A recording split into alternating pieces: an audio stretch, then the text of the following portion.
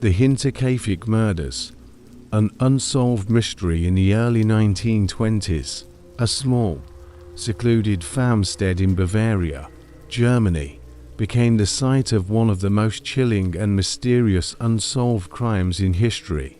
The events that unfolded at Hinterkaifeck would baffle investigators for decades and leave a haunting legacy that still resonates today. A quiet life on the farm Hinterkaifeck was home to the Gruber family. Andreas Gruber, his wife Cecilia, their widowed daughter Victoria Gabriel, and her two children, Cecilia and Joseph. They lived a relatively isolated life, their farm located some distance from the nearest town. Despite their reclusiveness, the family was well known in the area, though not particularly well liked. Andreas Gruber had a reputation for being harsh and unfriendly. Strange occurrences in the weeks leading up to the tragic events. A series of unsettling incidents occurred at Hinterkaifeck. Andreas Gruber reported finding strange footprints in the snow leading from the forest to the house, but none leading back. They heard footsteps in the attic, and a set of keys went missing. Despite these alarming signs, the police were not notified. The discovery on April 4, 1922, neighbors noticed that no one had seen the Gruber family for several days. Concerned, they went to the farm to check on them. What they found was horrifying. The bodies of Andreas, Cecilia, Victoria, and the younger Cecilia were discovered in the barn, bludgeoned to death. Inside the house, the bodies of the maid, Maria Baumgartner, and little Joseph were also found, having met the same brutal fate. The police investigation uncovered few clues. The weapon used appeared to be a mattock, a type of pickaxe, but it was never found. The brutality of the murders suggested a personal vendetta, but no clear motive emerged. The former maid had left the household, claiming the farm was haunted, adding a layer of eerie mystique to the case.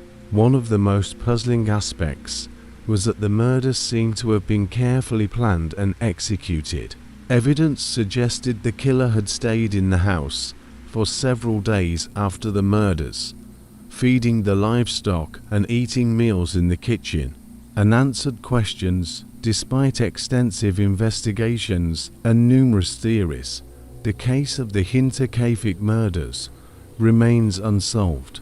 Over the years, various suspects were considered, including Victoria's ex-husband, who was thought to be dead, but was rumored to be alive and seeking revenge.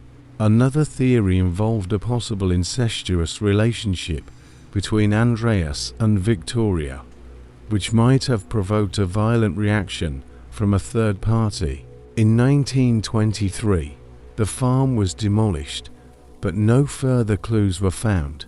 The heads of the victims, which had been sent to Munich for a forensic examination, were lost during World War I, adding to the list of missing evidence. The legacy, the Hinterkaifeck murders, have become a dark legend in German folklore, inspiring numerous books, documentaries, and even films. The brutality and mystery surrounding the case continue to captivate and horrify those who learn about it. The isolated farmstead, the unexplained events leading up to the murders, and the killer's ability to evade justice all contribute to the enduring terror of this real-life horror story. The story of Hinterkaifeck remains a chilling reminder of how the most serene and secluded places can harbor the darkest secrets, and how some mysteries are destined never to be solved.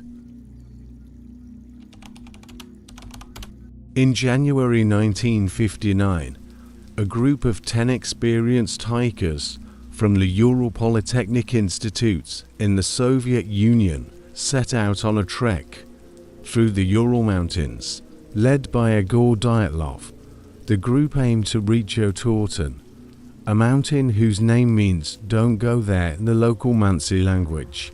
However, one member, Yuri Yudin, fell ill and had to turn back, unknowingly saving his life.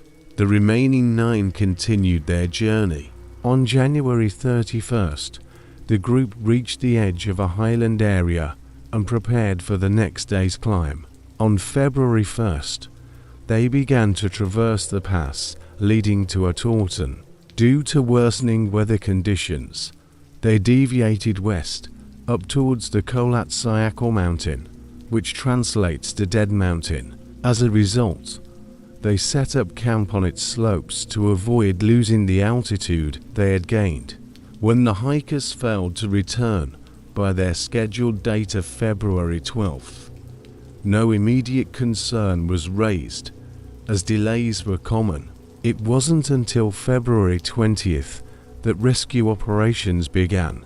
On February 26th, searchers discovered the group's abandoned and badly damaged tent on Kholat Syakhl. Bizarrely, the tent had been cut open from the inside, and all their belongings, including shoes, were left behind. Footprints led searchers to the edge of a nearby wood, about 500 meters away. There, under a large cedar tree, they found the remains of a small fire and the bodies of Yuri Krivonishenko and Yuri Doroshenko, both shoeless and dressed only in underwear. The tree branches above were broken up to 5 meters high, suggesting someone had tried to climb the tree to look for something or escape something. Between the cedar tree and the camp, they discovered 3 more bodies: Igor Dyatlov, Zina Kolmogorova, and Rustim Slobodin. These bodies were found at distances of 300, 480, and 630 meters from the camp, respectively, and appeared to be heading back toward the tents. Their poses suggested they were attempting to return to the tent. It wasn't until May 4th, after the snow had begun to melt, that the remaining 4 hikers were found in a ravine 75 meters further into the woods. These hikers were better dressed than the others, and there were signs they had taken clothes from the dead. Their injuries were severe. Nikolai Thibeaux-Brignoles had major skull damage, while Lyudmila Dubinina and Semyon Zolotaryov had chest fractures so severe it was likened to the force of a car crash. Notably, Dubinina was missing her tongue, eyes, part of the lips, as well as facial tissue and a fragment of skull bone. Alexander Kolevatov was found with major skull damage. The investigation concluded that 6 had died from hypothermia, while 3 had fatal injuries. There were no signs of other people nearby apart from the hikers. The official explanation was that an unknown compelling force had caused their deaths. However, the details only fueled speculation and conspiracy theories. Over the years, numerous theories have been proposed. 1. Avalanche. Some suggest the group fled in panic after a small avalanche partially buried the tent. However, the slope was not steep enough to pose an avalanche risk, and the injuries sustained were inconsistent with this theory. 2. Military tests. There were reports of glowing orbs in the sky around the time of the incident, leading to speculation about secret military weapon tests. However, no solid evidence has emerged to support this. 3. Paradoxical undressing. In severe hypothermia, victims can experience paradoxical undressing, where they feel hot and remove their clothes. Yet, this doesn't explain the severe injuries found. 4. Animal attacks.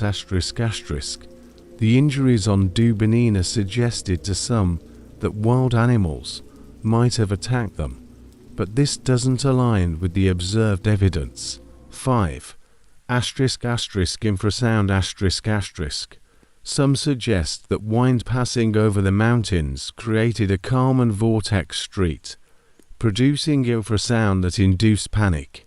This theory lacks direct evidence, but remains a possibility. In 2020, a new investigation by the Russian authorities concluded that an avalanche was indeed the most likely cause, combined with the hikers' disorientation and hypothermia. Yet, many remain skeptical, as the peculiarities and unanswered questions of the incident keep the mystery alive. To this day, the Dyatlov Pass incident remains one of the most perplexing and chilling unsolved mysteries, captivating the imaginations of people worldwide.